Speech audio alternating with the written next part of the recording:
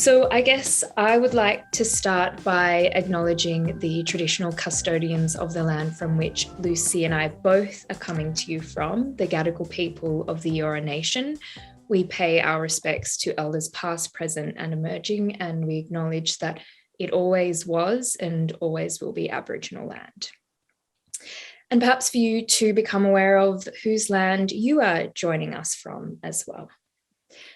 So, hello, welcome to this evening. We're both really excited to be here. We love educating on all things sex and pleasure and bodies. And we're also just so excited that we get to work so closely with UNSW on this.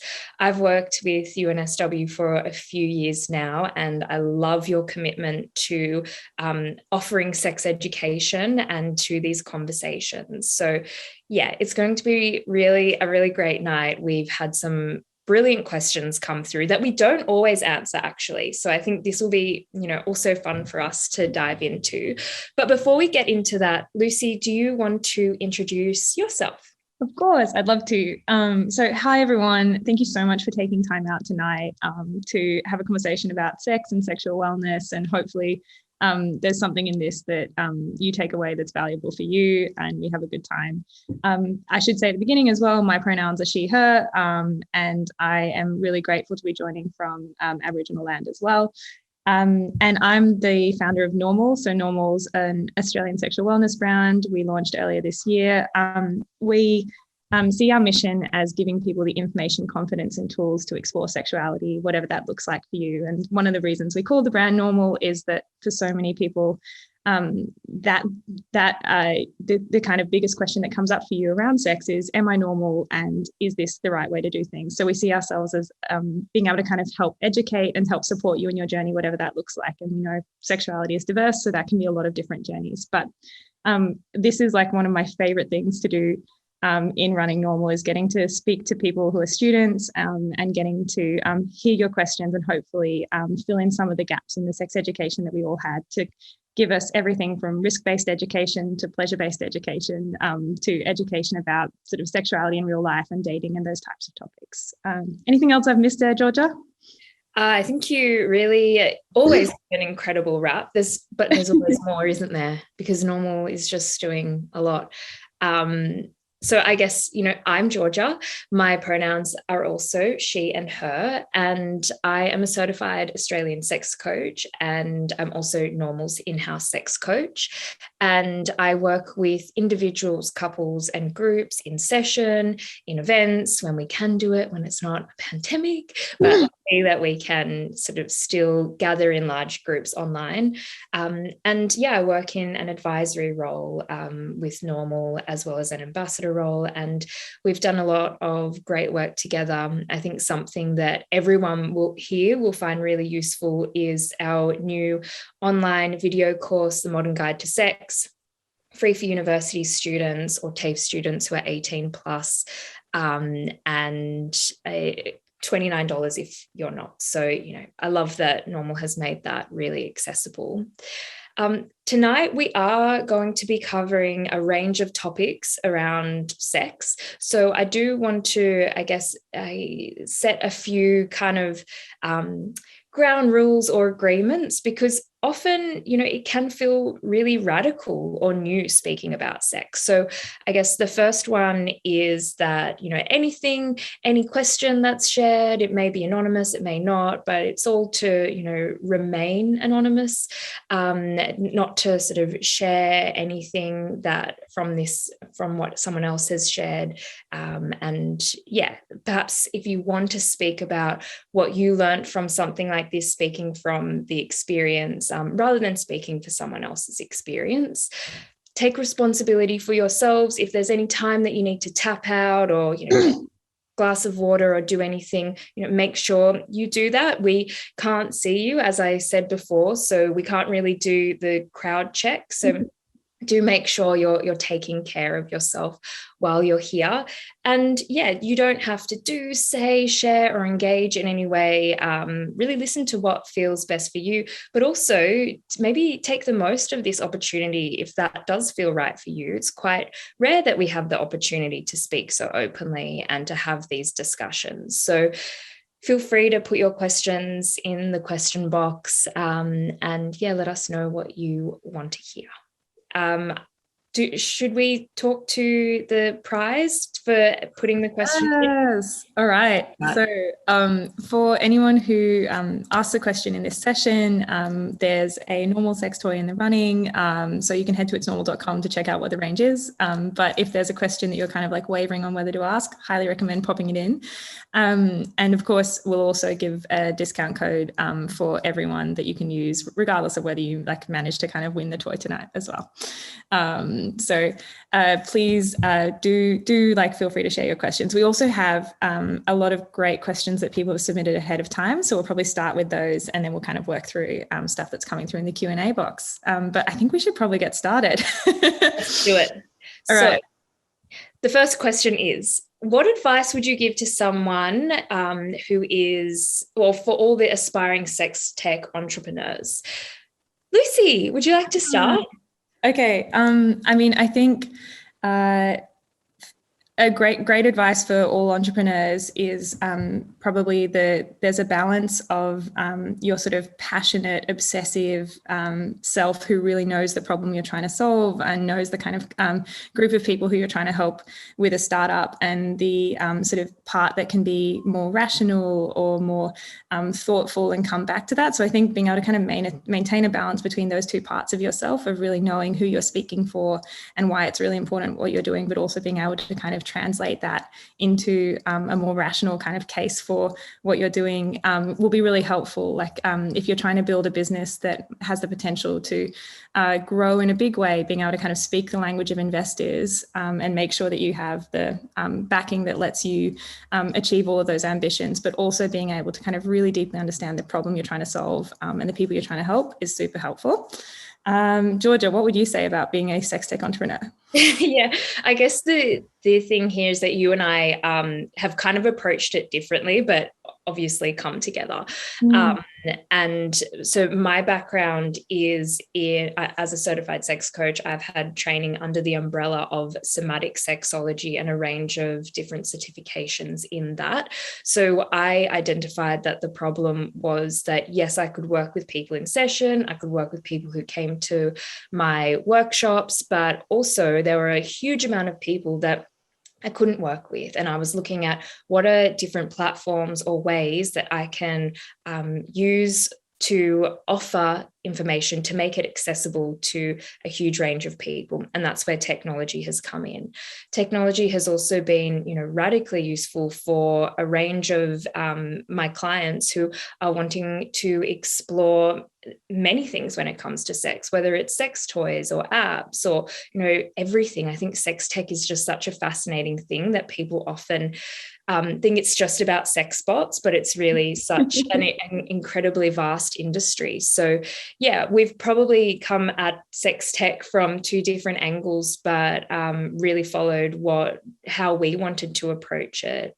So yeah, I guess that's what I would suggest. And for anyone maybe who is in a helping profession, getting really clear on how you can use technology in order to connect with people, to give them the information that is useful for them, and finding ways to, really contribute to this sexual revolution.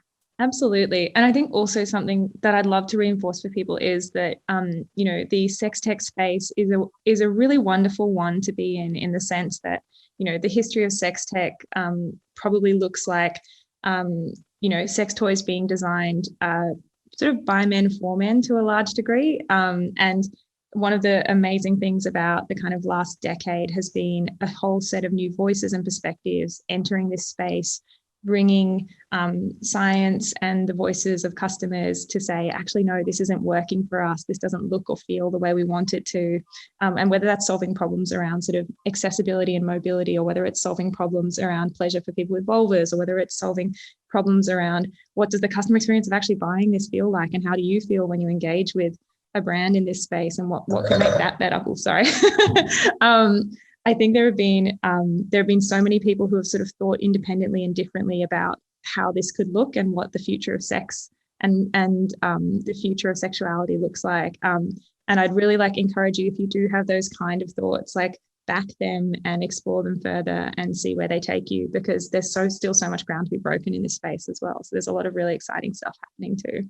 And there's also maybe more of the practical things, like there's pitch nights and, there's groups and, even places to go study, like with Bryony Cole, she's got a whole sex tech school. So yeah, there's a lot out there if you're wanting that sort of first initial step into the space. Amazing. And loving the questions coming through on the Q&A function. So definitely, if you have questions, chuck them in there and we'll try to get to you as quickly as we can. So next question, Georgia. This is one of the ones that was submitted ahead of time. How do I make a move on a first date with someone that I feel intimate with? Yeah, so I guess the first way that I would approach this is in looking at, making a move. And when I hear that language, I mean, I know it's cultural and we understand what that means, but it really, for me, it doesn't sort of include the all humans in the experience, whether it's one or two or three. And instead, I would like to look at a few processes that maybe you could take in order to make sure it's a really exciting thing for someone. Because I think there's a bit of a fear here. What if I make a move and they reject me, or they're not into it, or I've read the signals wrong? So there are some really important things that you can do. And I think the first thing when you are on a date, or as this person has said, when you feel intimate with them, is to check in, to ask for consent, to say something like, I'm really attracted to you and I want to kiss you, or I'd really like to do this. How do you feel about that? Finding ways to really let them know how you're feeling and what that looks like and what you're wanting. And also, what do you mean by making a move? Is that a kiss, or is that a hand on the leg? Is that a hug? Is that going home with them? So getting really clear on what it is that you want so that you can communicate that to them, and then they can make an informed decision as to whether it's something that they want to. And know that if you do initiate, or you do let someone know, that can feel really vulnerable, asking for what you want, but it is an essential skill to let people know what you're wanting and to communicate with them. And if they say, no, they're not that into it, or no, a way to approach this is saying, thank you for letting me know that you don't want to do this, really showing that you're respecting their boundaries without trying to persuade them, without trying to change their mind, but letting them know that you've heard them and that you've seen them. So that, I think, is a few approaches. Looking at the verbal and nonverbal cues too. So verbal, anything you say with your words, and nonverbal, have they sort of closed themselves off as soon as you've initiated this conversation? What are you noticing in how their body is responding? Or are they sort of letting you know that they're really excited by this and they want to be intimate with you in that way too? What would you say, Luce? I would second all of that, firstly. I think also something that might be worth unpacking with this is the notion that on a first date, it has to end with some kind of physicality or some kind of move in order for that date to have sort of been a progression towards something deeper, and really kind of giving time and space to the notion that you might have an amazing date with someone and nothing physical happens on that date. And at a certain point, when it's really clear that both of you are keen for it, being open to that possibility. So not putting too much pressure as well on yourself. And I know that, for a lot of people, particularly cis het male identifying people, like there can be a kind of assumed cultural pressure to be the one who makes a move. And so sometimes it can be nice to like take a back seat and take that pressure off yourself to introduce things and create space for someone else to do it as well. So give yourself a break as well is an important thing. You know, you should feel hopefully excited and comfortable at the point where you're introducing or proposing or suggesting something, and the other person should feel that way too. Yeah, great point. Love that. Next one. This is a joint. We've had a few questions along this line, and I'm sure we will get a few questions because we're always asked about this. So the questions were how to come during sex in brackets for a girl or for someone with a vulva. And I love sex, but I almost never orgasm with a penis. How to overcome this? Lucy. Oh my goodness. This is a great question. And one of the things that I always say, I always love to sort of point out to people is a lot of the sexual scripts that we do get about kind of penetrative sex between someone with a penis and someone with a vulva in our society do kind of portray orgasm as happening really naturally in a majority of situations. And it's important to actually kind of reorient a little bit towards the statistics. So if you're a person with a vulva, sort of 30% of people will orgasm from penetrative sex alone, but that statistic kind of goes up to around 80%. So we're talking like more like a vast majority if you include clitoral stimulation. So if you haven't encountered the clitoris before, it has a sort of full structure that begins at the front of the vulva and then wraps around the vagina. So if you Google like full structure of the clitoris, it's actually pretty amazing. We only like imaged it in the last decade or so. Georgia's holding one up now. So what you can see on the outside will actually look like a sort of small bean or dot, but that entire structure is full of really sensitive sort of nerve endings that can be stimulated during sex and can produce a lot of pleasure for people with vulvas. So incorporating clitoral stimulation into sex can dramatically increase the kind of chance of having an orgasm. And then there's a bunch of other factors that are really important too, that are more personal or a bit more variable by person.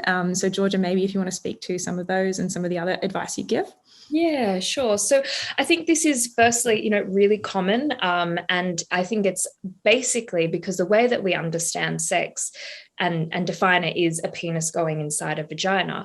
That is just one way to have sex. And we know that not all people have sex in this way or want to have sex in this way. So firstly, I really encourage everyone I work with to redefine what sex means to them. Is sex dry humping? Is it going down on someone? Is it a really long, great kiss? So expanding your definition of sex to include pleasure, not just penetration. Then we'd work with bringing awareness to arousal. So for people with vulvas, it can take 20 to 40 minutes to be fully physiologically aroused. And when I'm talking about that, what I'm referring to is your genitals engorging, your heart rate doubling, your pain threshold doubling, genitals perhaps becoming lubricated, erect, all of these physical signs of arousal. And the majority of people really aren't spending enough time to build arousal in their body or to receive stimulation or give themselves the stimulation that they want and need for this. So we really work to find different ways that you can build arousal in your body before moving into, in these people's case, penetrative sex, as that's what they're really curious about. Then, as you said, Luce, we work with finding ways to stimulate the clitoris, whether that is using a toy between bodies, whether it is trying different positions that allow for your erogenous zones to be stimulated. Things like mutual masturbation are incredibly powerful. In session, I teach about having practice and play sessions. So practice is when you are just figuring it out, maybe doing a bit of show and tell, saying, this is how I like to stimulate my body. Can I show you the pressure, the rhythm, the speed, the vibration that I want and need? So you can practice it. And then you may play with those newfound skills in any kind of experience that you want. So there are a few things. And then I guess the other thing with orgasm, and when I'm working with people who are pre-orgasmic, so maybe haven't experienced orgasm at all to date, or with someone else, is we really work with what's getting in the way between them and letting go. So a lot of people find that when they're building arousal in their body, it feels so intense that they either get distracted, they need to break. So we find different ways that they can regulate arousal, so build arousal, or decrease, down regulate arousal, or make it more pleasurable for them, things that they can do, or look at any of those things that may be more of the embodied or emotional blockages that are stopping them from really letting go and releasing or feeling present with their body. So there are many different approaches to working with this. I think I often work with education. So what is body, sex, orgasms, coaching, different practices and skills that you can have, as well as embodied counseling skills and practices to become more aware and attuned with your body. And lube. Yes, lube is also the unsung and hopefully increasingly sung hero of many sexual interactions. So there's an entire conversation to be had about a lot of misconceptions around the body's sort of natural lubrication and what that means for arousal. But our takeaway would be lube is almost always a good idea. And I'd also recommend, if you're thinking about these types of questions, we do cover this in a lot of detail in the Modern Guide to Sex, which is the video education masterclass that Normal and Georgia just collaborated on. So I think the link to that is in the chat, but you can head over there and there's free access for uni students. And we cover masturbation, arousal, vaginal sex, oral sex, a bunch of kind of relevant questions for this one as well.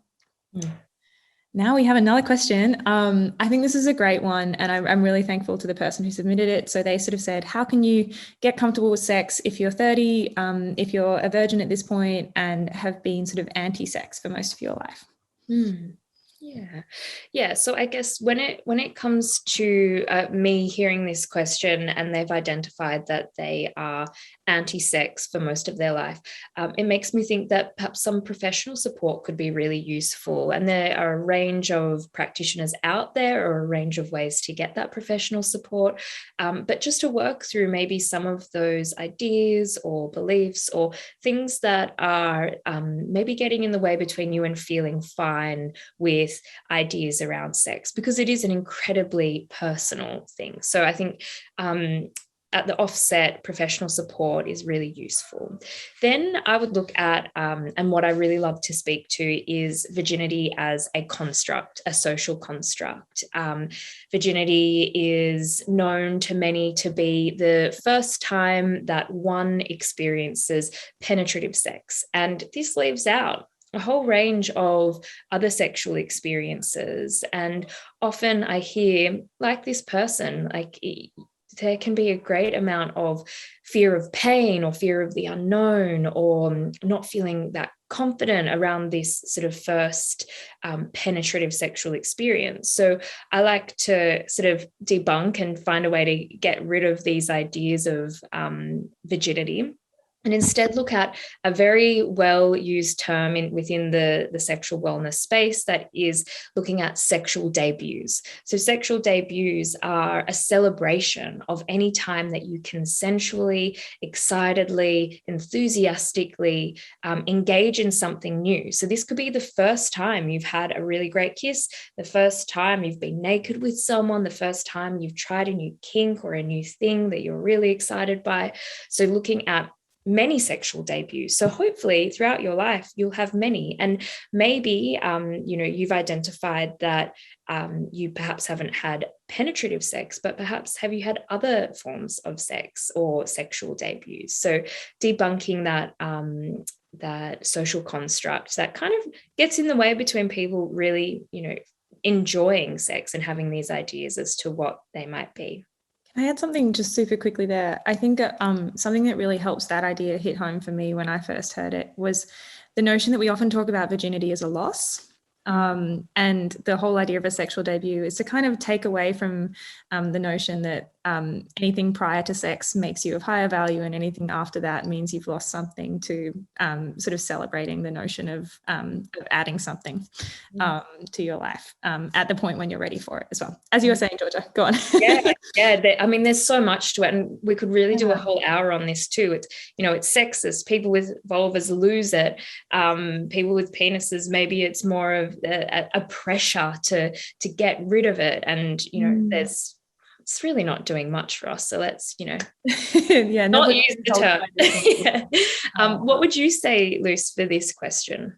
Oh, I mean, I think certainly, taking a little bit of time to unpack some of those assumptions and be kind to yourself about them. There can be a lot of social pressure that's a bit unthinking about these things. So, taking time to actually say, there's nothing wrong with virginity, but how would you like to reframe that as well? And also thinking even about the idea of if there is a correct age or a right age to be starting to have sex or starting to be sexually active in whatever way you define that. We do live in a culture which I think can sometimes put a little bit of pressure on people to sort of be sexually active in very specific, rigid ways that are sort of okay or not okay. But taking time to actually sort of celebrate your individuality and your journey can be really nice, and just take a little bit of that sort of imposed or internalized pressure off. And then another great way to, I think, help kind of take that pressure away and really get into the experience of sexuality for yourself is taking time to explore your own body. So starting to sort of explore masturbation. A practice like body mapping can be really helpful. Again, that's in the course, but at a high level, taking time to just touch like all of the different parts of your body and stimulate them and see what feels good for you, and focusing on the sensation. So it's really not about other people or not about other people's standards, but taking time to think about what feels good for you and learning, what feels good to you in masturbation, and building up confidence in sort of being able to eventually sort of explain that to someone else at a point where you'd like to bring someone else into the experience as well. So I think that can be really helpful too. And I'd highly recommend as well taking some time to sort of look at your social media consumption and look at your information consumption and think about whether there are ways to follow more sex positive information sources. George's Instagram is an amazing one. So that's at G-Spot on Instagram. We're at Normal Co.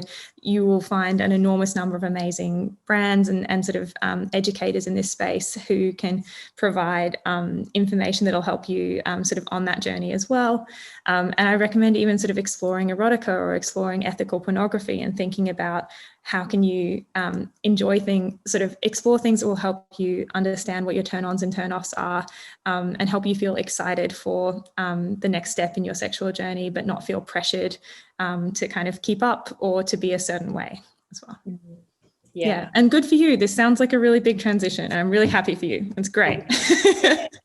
Yeah. Awesome. So thank you so much for that question. I just noticed someone asked in one of the chats. Seems like there's a lot of chats, but there is, how do you access the course for free? So that's going down to the FAQ. Amazing. Yeah. So if you head to the link that's been posted in the chat, if you just head to the FAQs there's an FAQ that's like, how do I get free access as a student? And there's a quick form to fill in. It takes sort of 2 or 3 minutes, and then our customer support team will contact you on the next business day, give you a discount code that will get you your free access. Awesome. Yeah, and I'm sure if we need to, the team from SEXtember can send out some additional resources around that if there's anything there as well. Awesome. How do you know, or how do you find out if you're good in bed? Oof. I mean, it's hard being this good. No, I think actually a really important point to make around this is we do have this notion of people being sort of objectively, good, bad, indifferent when it comes to being sexual partners. But the most important thing that I think you learn from sexology, or you learn from running a brand like this, is actually good is entirely subjective. A great partner is someone who is giving someone else the kind of sex that they are really excited and turned on by, and creating a space that's comfortable for them. So that can look really different from person to person. And so being able to kind of think about how you sort of create that experience with someone else, and create that experience for yourself too, is probably where I'd sort of push you towards. Georgia, what would you say? Yeah, I guess I always love to remind people that sex can be really awkward and clunky, and you make sounds and your body has fluids, and sometimes you need to adjust. And when we're really strung up on needing to be good, it often kind of becomes a bit of a performance. And instead, could we reshape it to look at sex as an experience, and knowing that perhaps each time you have sex, whatever or however you're having sex, it'll probably be really different. So maybe there's an opportunity to find a way to connect in after. And it sounds like this person is asking this question because often people are wanting to know how good they are at giving. And I think there is, one very easy way to find out if you're giving someone exactly what they want, and that's asking them. And you can do that in the moment, asking, how does that feel? What would make this even better? What are you curious about? Is this still what you were thinking? Or this is how I understood you wanted to be touched, but is it actually? And then it's also checking in after. So asking questions like, how was that for you? What would make it even better next time? Would you want to do it again? Or what would you do differently next time? So communication is a great way to figure out if you're giving that person what they want. But also think about your own experience. We often, when we think about being a good lover, people are, I guess, more often considering how it feels to be a good giver. But how well do you receive? How well can you communicate your needs? How can you release into the moment and really ask for what you want if that's, if you're not getting what you want. So there's, I guess, a lot to this. And yeah, it is really about taking the notion of the performance out of the situation and really focusing on how you can have a great experience. I love that. And for the next one, we have for a healthy, we're on the theme of what's good when it comes to sex. For a healthy sexual relationship, how often should you be having sex in a week for that to be good? Again, this is subjective, though people always want the numbers. Everyone wants to feel normal. Everyone wants to be like, yes, I've ticked off my 2 times this week, so I am good to go. It's so subjective. What is healthy, exciting, fulfilling for one person may be too much or not enough for the next. So really get a sense, ask yourself, what does a fulfilling sex life mean for me? How often do I want to engage in sexual experience? And this also, again, or I'm not sure if this person is referring to this, but when people ask me this question, they're often referring to naked bodies penetrating each other. And that is, just one way to have sex. And how can you maybe expand that definition so you are having more sexual experiences if that's what you're after? What would you say, Luce? Oh, all of that. And I think it's also really important to note that both that libido does go up and down naturally over a lifetime, but also that your libido or your sex drive is actually a little bit more complex than we're often sort of led to believe, and can be much more responsive to situations than it is necessarily just kind of a drive like hunger where it's just there suddenly spontaneously. And I think we'll talk about this in response to another question in a bit, but worth considering that how much you're wanting sex may be a little bit variable, and there are things that you can sort of do to kind of change that if that's something you're interested in.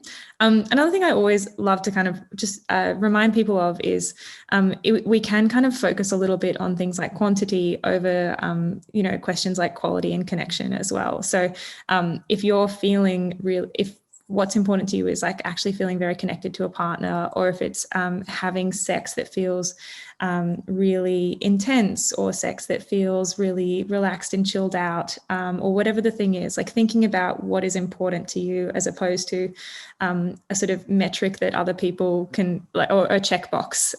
Like no one's sex life needs to be a checkbox, and everyone's sex life actually is different. One final thing I can say as well, we've done a lot of research into sort of how Australians look at sexuality in normal, and we released something called the Big Sex Survey earlier this year that summarized a bunch of that research. I'll pop that in the chat in a bit. But everyone thinks other people are having more sex than they are. So if the person asking this question is very interested in the quantity stuff, I would always say, it's probably lower than you think. Okay, now we've got another question. How do you spice up sex in a long-term relationship? Yeah, when I hear this question, I hear that what many of the people or the couples or clients I'm working with at the moment are currently facing in living in a lockdown in a relationship can feel nearly impossible to desire or to want sex. So when I hear the word spice up, I'm thinking, how much of your sex life are you wanting to explore these elements of newness or spontaneity, which often comes up with people who are in long-term relationships. So we really get a sense of what is it that maybe was a part of your sex life at the beginning that was really exciting, and what are you maybe not experiencing, or what has changed.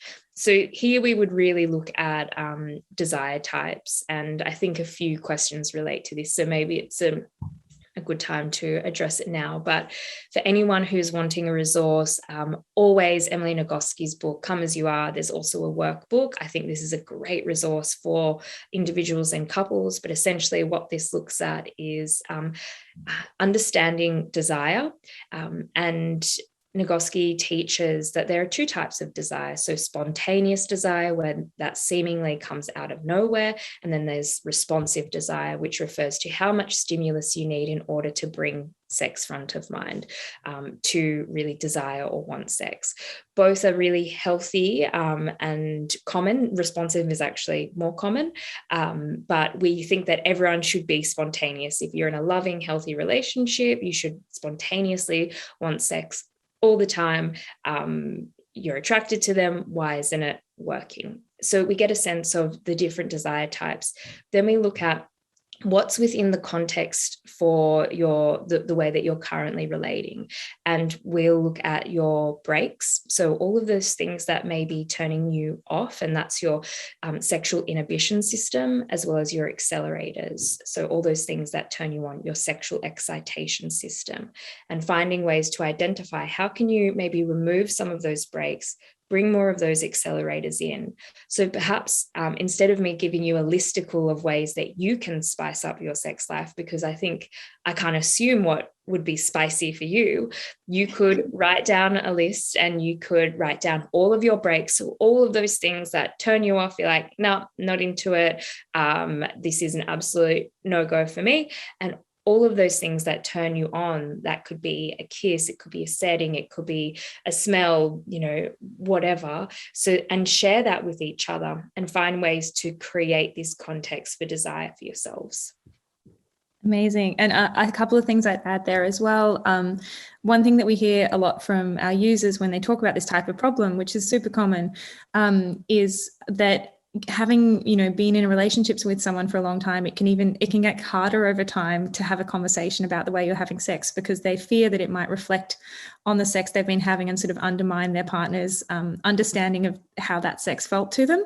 And so I think it can be really helpful to think about what are the conditions to have this conversation well. If you're at all nervous about that, sort of thinking about the language you want to choose to use with your partner, taking a look at some resources that can help you to sort of suggest that when you start that conversation, reinforcing the things that you like about your sexual relationship, and then sort of opening up the question of what would you like to try, and sort of making sure that you have that conversation in a way that feels like constructive and fun, rather than sort of feeling critical. So for a lot of people, that can be a bit of a blocker.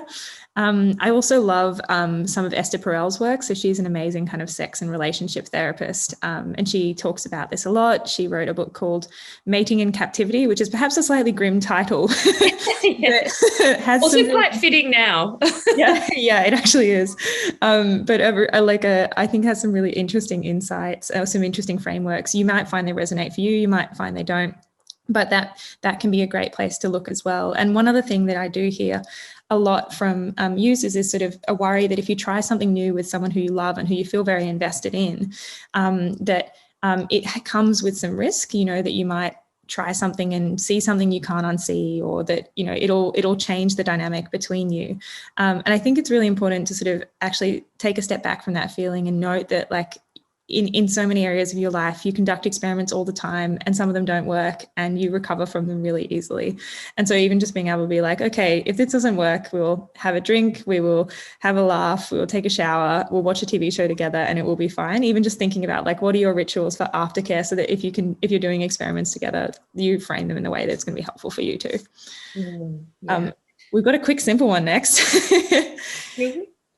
We've got, how do I find dental dams? So for anyone who doesn't know, a dental dam is a form of barrier protection that you can use sort of in between you and someone else's body if, for example, you're doing anything related to, say, oral sex. Georgia, how would I find a dental dam? Actually, this might even be interesting for the UNSW team to post. Often universities have things like condoms and, barrier protection. So they may have access on campus. I don't know if everyone's back yet. But then pharmacies, online. You can also cut a condom to fashion a dental dam, whereby you'd snip both ends off and you'd cut up the middle so it sort of is flat like that. And that, I guess, is great for in the setting that you're wanting to use that barrier method. Though, I mean, I have cut many condoms up in my time and showed many people how to do it. It can be a little bit tricky. So I can understand that this person just wants to find a stash of dental dams. So I guess universities, pharmacies, online are a great place. Amazing. And there are even some interesting sex tech businesses starting to do new things in this space. I'm just going to pop one in the chat called Laurels. So have a look at that. They're doing kind of single-use things that you can wear as underwear, which mean that you don't have to kind of hold the dental dam in place in the same way. So that might be cool as well. Oh my God, UNSW will have them available at one of your pop-up events. Of course you will. What don't you do? How good is your unit? Is a condom enough, or do I need to take the morning after pill or birth control pill as well? I can give you a speedy answer on this one. So condoms have about a 2% failure rate when used perfectly. So sort of you make sure you leave a little bit of space at the end, you make sure you put it on at the right time, all of those types of things. They have a kind of 10 to 13% failure rate when used imperfectly, which is often the case. So in terms of contraception, I would always recommend having some kind of sort of second type of contraception in your healthcare program, if that's appropriate for you. And you can just go to a GP and have a conversation where they'll explain all of your options there. Condoms are also really important because they will help kind of protect against STIs. So taking something, for example, like the pill or an IUD or anything like that will be great for contraception, but won't protect against STIs. With the morning after pill, that's a great option if the worst happens and a condom breaks and you don't have an alternative form of contraception happening, but you don't need to use it systematically. And in fact, it's not advised for sort of systematic use after every sexual episode. So it's more of an emergency form of contraception than it is a sort of systematic form of contraception. And I'm sure your uni has a bunch of great resources about this on top of this too. Yeah, awesome. I love this topic. Get your contraception. Do it. It's great. Cool. So why can't many people with vulvas get off from penetration alone, and how do we help? Yeah. So I guess if we're looking at the anatomy, as we've sort of already spoken to, we actually have already touched on this a bit tonight, so maybe we won't spend too much time. Also, we cover this a lot in the Modern Guide to Sex. I wonder if even we actually sort of just skip this one because we have sort of mostly covered it. Yeah. And there's so many questions in the chat. But if you are unsure, head to G-Spot on Instagram, at NormalCo on Instagram, or itsnormal.com, and there's a ton of resources that are all about this, because I think it's a really important area, and we know there's a kind of an orgasm gap between people with vulvas and people with penises, and this does explain some portion of it. Yeah. Awesome. Cool. Okay. Sometimes I find myself worried about what I look like during sex and that I lose the ability to get really stuck into it. How do I lose those inhibitions and be more present? Lucy, you have some good stats on this. Yeah. So this is an incredibly common experience, which doesn't make it okay, but it at least know that you're not alone in it. So for people who are female identifying, this is actually the number one sexual issue across generations. So this is sort of the biggest sexual blocker. And for people who are male identifying, it's one of the top sexual issues as well. And so I think really important to note that, we do have a wider context of a society that puts a lot of unrealistic body images out there and puts a lot of sort of pressure on people to look a certain way.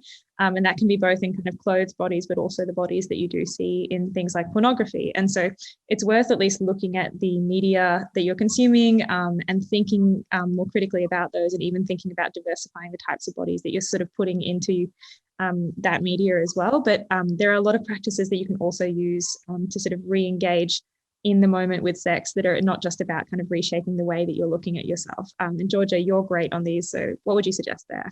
Yeah, so I guess there's a bit of a process. The first thing is really looking at what ideas are your own around how your body should look or what it should be doing, and what has informed these ideas. Is it the bus that's going past with the advertisement on and the person with the abs, or is it the underwear advertisement that doesn't show a bulge in the labia? So looking and questioning the constant messaging and imagery that you're seeing on a day-to-day basis that is informing how your body should look or behave. So identifying what are your ideas and maybe what is fed to you by other. Then the next is, I guess, a process of really being mindful in becoming aware of how this impacts you. And I have a two-part process in this. This comes into the field of somatics or embodiment, and that's bringing awareness. So awareness to how your body is responding to this. Does it have a physical, an emotional, a sexual response? And then finding ways to regulate this. So what is it that you need when you're not feeling so great about your body? Is it to pause and take a breath? Is it to have a hug? Is it some reassurance? Is it to become really mindful of the pleasure that is present in your body? We'd also work with some sexual self-confidence and what it is that you can do on a daily basis, because, great sex isn't just what happens in those few minutes in the sheets. It's really looking at how you move throughout the world and how you feel in your body on a day-to-day basis. So we find that sex positive affirmations, I wasn't too into this when I first was taught them in a course that I was doing on working with vaginismus, but I found it incredibly useful developing sex positive affirmations and identifying when you have a thought about your body that isn't useful, like I don't deserve pleasure, or I don't look good, or I don't want them to go in between my legs because I don't want them to see what's in between my legs. And instead catching that thought and identifying, hey, that's not actually that useful. I don't want to believe that. And swapping in a sex positive affirmation. Sex positive affirmations must be positive, but they don't necessarily need to be something that you already believe. But that's, I guess, working to rewire habits or instant thoughts so that you have more choice over how you think and feel about your body. Cool. Goodness, there are so many questions. I know. It's getting... We're doing our best here. We'll do everything to get through as many as we can. Cool. So I think the next question here, and they've put it really simply, and I love it. They're like, please cover pleasure and vaginismus. Thanks. Yeah, awesome. So that kind of actually just ties into what I was speaking about then. I've done a professional training in working with vaginismus. So vaginismus is a condition that makes penetration difficult, painful, or impossible. This is for people who have vaginas, and it's a psychological condition that is usually linked to a fear of pain upon penetration. So it is essential that we take a multidisciplinary approach to working with this condition. I will often work alongside pelvic physios, and you often will need to go to a pelvic physio to get that diagnosis. Then they will work with you in a range of more functional practices, whether that is massage or touch or breath work, intentionally working to release or engage your pelvic floor muscles, as well as teaching you how to use dilators. I guess my approach is, we work parallel, so it's really useful to work with pelvic physios, but people would come to me, as you've identified, to work with pleasure. So my training really worked with how you can bring arousal and pleasure into your training sessions so that you are more lubricated, more engorged, and also so that you start to associate penetration with pleasure, not just pain. So we work with a few different approaches over a range of time, but ultimately teaching a masturbation practice whereby you can use a stop-start method and you have control over how or when you penetrate with your fingers or a dilator or someone else's hand, or if you're having sex with someone with a penis, eventually maybe their penis. So that you really have that sense of creating safety for yourself. And we'll even map this out together. How can you create a sense of safety, and what does your body need to feel safe? And then we work with what do you need to feel like you have a sense of control, and really drawing on that so that you can break this fear pain cycle through creating safety and control. And then, it is really a process that we're working with over time, but we do see results with this. And I think it is a great approach to follow pleasure and to follow masturbation. So that will include external stimulation of the clitoris. It will include external stimulation of the whole body, of taking time, so that you can really build arousal in your body. Oh, yeah. I mean, and this is a really, it's a big space and a really tricky problem. But I think for so many people as well, actually, there's a really big period between the first moment where you think there might be something that you want to work on and actually seeking help. So I'd always encourage you, if you're kind of in that phase now, seeking help is a great first step.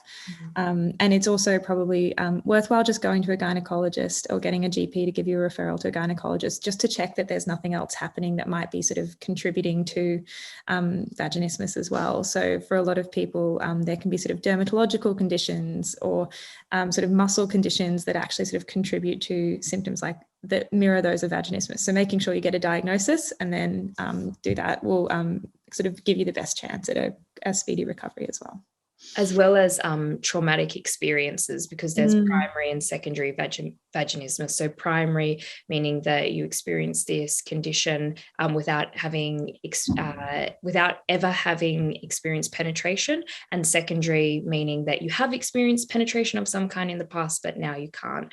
And yeah, it is a really huge area, and it's so individual. And we often also look at relational things to the relationship, what the partner can do if there is a partner involved. So yeah, it's really big. Sex should never involve any unwanted pain. If you're experiencing pain, please do seek support so that it can be a pleasurable experience for you. Amazing. Do we have time for one more question, or should we wrap up there? I think we should do this question because I really like what you have to say about this one. Oh, all right, let's do it. So thank you to whoever submitted this one. If I paraphrase here, this person submitted the question. They're a sort of in their 50s, female identifying, previously sort of really loved sex, with menopause, have had some issues with pain during sex. And at that same point in time, their husband has had some drop in their libido. And so they're sort of thinking about, how do I manage my desires, painful sex, and the kind of relational concerns that have emerged in sort of the sexual relationship with their partner as well. Georgia, do you want to start, or do you want me to go here? I think if you start on the yeah, would be awesome. Yeah, absolutely. So I think one thing that's always really important to consider, if there's something that's kind of a mixture of a relational issue, so that it is affecting your relationship with someone else, and also a physical issue, it can be really good to at least sort of go first to a kind of physical health professional, and then consider as well going to a relational professional or a sex coach or a sexologist or something like that too. So sort of cover your base as well. And on a topic like menopause, we are really sort of undereducated on menopause. A lot of people are not sort of fully aware of the list of symptoms, and also are not fully aware of the sort of potential list of treatments. So a lot of people are probably undertreating menopause symptoms. And if you visit a gynecologist or a GP who has a sort of subspecialty in menopause or women's health, they'll be able to explain those options to you really well.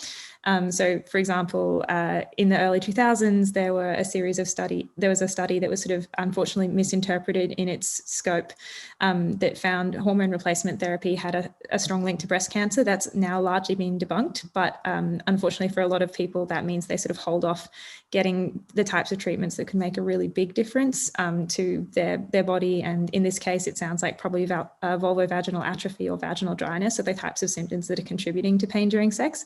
So I'd always recommend going to a doctor and having them explain your options really well to you, and then you can make an informed decision about those as well. So that's the physical side. But Georgia, what about the relationship?